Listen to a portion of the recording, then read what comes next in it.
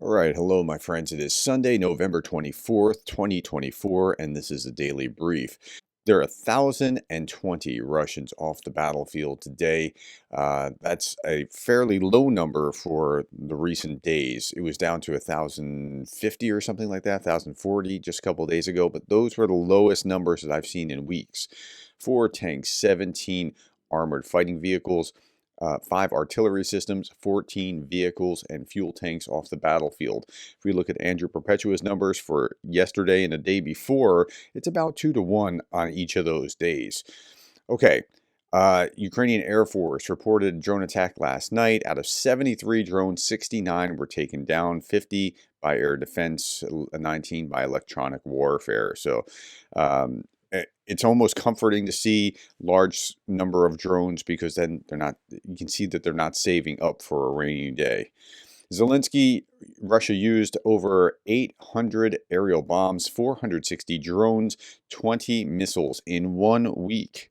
That's 1 week. 1 week's worth of casualties. What's that look like? From November 17th to 24th, Russian forces lost approximately 9,860 personnel. 9,860. Now, if that's about double what an average throughout the entire war, an average weekly Russian casualties would be.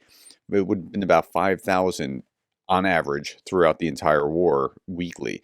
And yeah, you're looking at 9,860. That's telling you what the fighting is like. Okay, Russia's destroyed the power plant in Karakova. According to Andrew Perpetua, he's saying that honestly, the source of this video makes me suspect. This translation, I have teenagers, that's how they talk. But I see multiple sources say that this story is true. So, okay, there's a fog of war and we're reporting the best that we know. He's a very legitimate source. Okay, Jason J. Smart, Russian Telegram channel, reports 5 ATACMS given to Ukraine by the U.S. just hit Kursk in Russia. And we'll see in a day or two what kind of damage has come from that. Zelensky has said this: Putin admits Kursk operation is the key to the fate of the special military operation, but it's not from the Ukrainian side. It's actually from it's a key to Russia's fate. Ukrainian president believes losing control of the Kursk region has destabilized the Putin regime. Losses like those in Kursk, Putin has never experienced anything like this before. Never, Zelensky emphasized. And what he's saying here is that, like, Putin has billed himself as this strong man who everything's under control. Putin knows what he's doing. Putin's so smart, and he has to maintain this veneer that he is that strong and that together. Okay, Reuters. Ukraine has lost 40% of the captured territory in Russia's Kursk. Okay, so what they had carved out, they're losing gradually with 50,000 troops or 60,000 troops trying to push Ukrainian forces back out of Russia proper. Okay.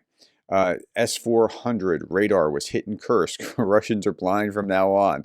Well, okay, so that's so interesting to my mind that S-400 gets hit because the S-400 is supposed to be a radar system, an anti-aircraft system, or air defense system.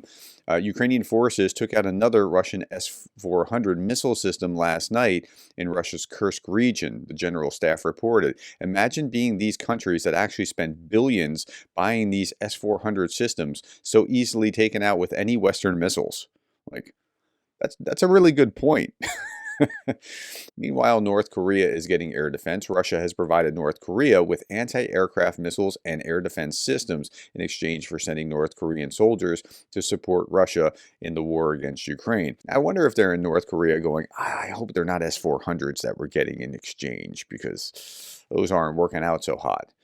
It's understood that North Korea has been provided with related equipment and anti-aircraft missiles to strengthen Pyongyang's weak air defense system. They're also getting oil and they're also getting technology and other things. So this is a good deal for Kim Jong-un, who couldn't otherwise acquire any of this anywhere. The soldier is speaking here. He's a Russian soldier saying, if you watch this video, don't come here ever.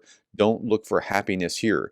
These words were filmed by the commander of a Russian group of fighters with the call sign Larkin a few hours before his own death in the Kursk region. Wait, that's in Kursk. That's not even in Ukraine itself. Okay.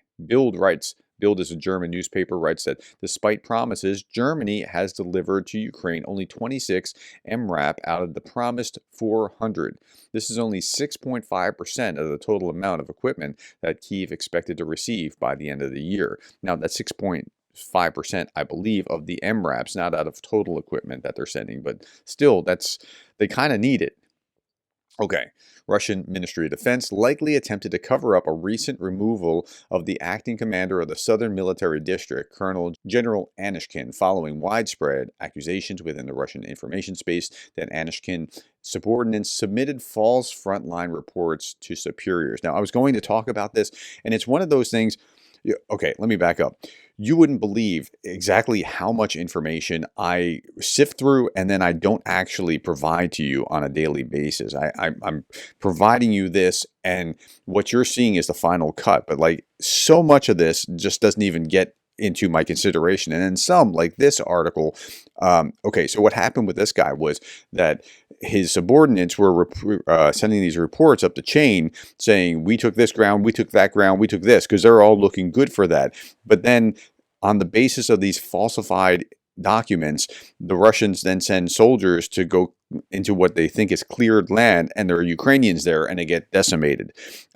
So because these Russian officers are lying, their soldiers are getting killed in greater numbers. And so I think that's a great thing for Ukraine, but that's what's happening. So this general is now finally getting, he got his comeuppance, but they're trying to keep it quiet because they don't want to spread that kind of news, which is understandable. Okay.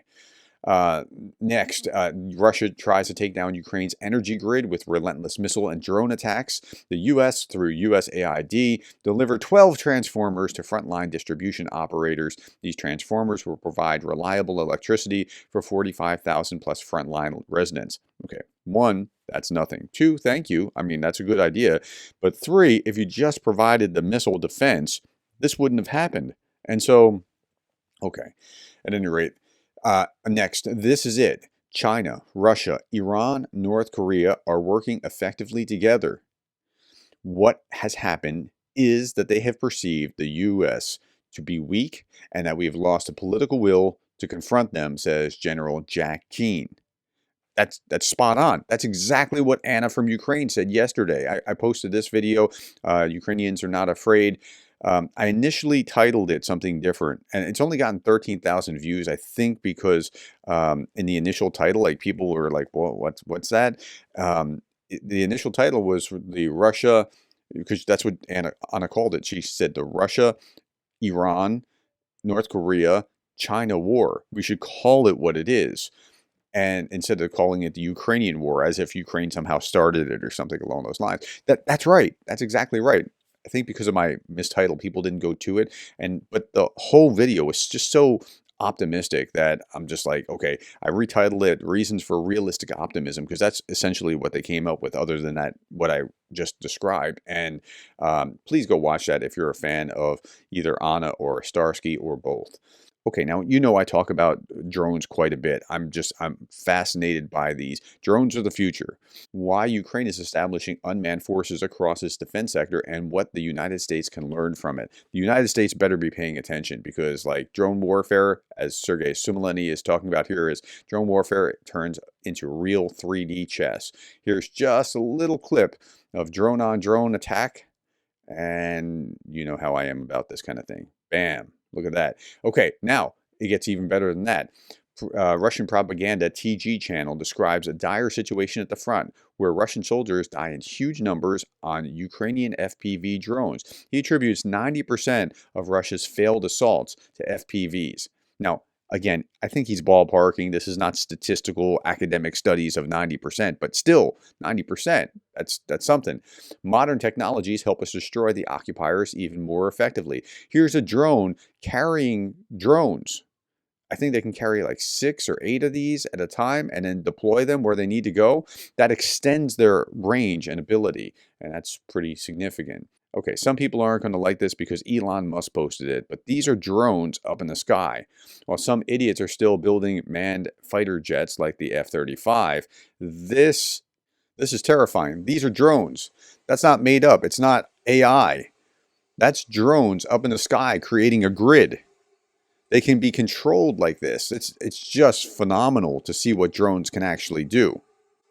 So if you can control them from a central location and have them do this and swarm like this, that's pretty amazing. All right, at any rate, yesterday I was talking about the Holodomor, and I hope I didn't gloss over this when I made my comments about it. I think I said the right thing, but I want to emphasize this particular point. In the 1930s, man-made famine that killed millions of Ukrainians is often misleadingly portrayed as a particularly brutal aspect of Soviet agricultural policy. And it was, but there's more. In reality, the famine was engineered to break rural Ukraine following a massive wave of peasant uprisings. And I talked about how they were trying to displace the local Ukrainians from the farms and put them in the collective farms. But I didn't emphasize this enough. And that's right. It was a punitive policy, and they starved millions of Ukrainians in the process. Okay. I also talked about this video where this was a year ago or so. I posted this where 1420 was asking just average Russians, what do you think about the Holodomor? Is there anything to it? Oh, that's all made up. And like, you've got to see this. Okay, finally, on this day in 1944, the Red Army completed operation to liberate Estonia, Lithuania, and Latvia from Nazis, who had been liberated from us, who had been liberated from themselves. Within months, we resumed mass deportations we began when we invaded in 1939. Just imagine mass deportations taking place today. All right, my friends, that's all that I have for you today. Thank you for the time. Thank you for the likes, the shares, and the subscribes. And thank you for being the kind of person that cares about Ukraine.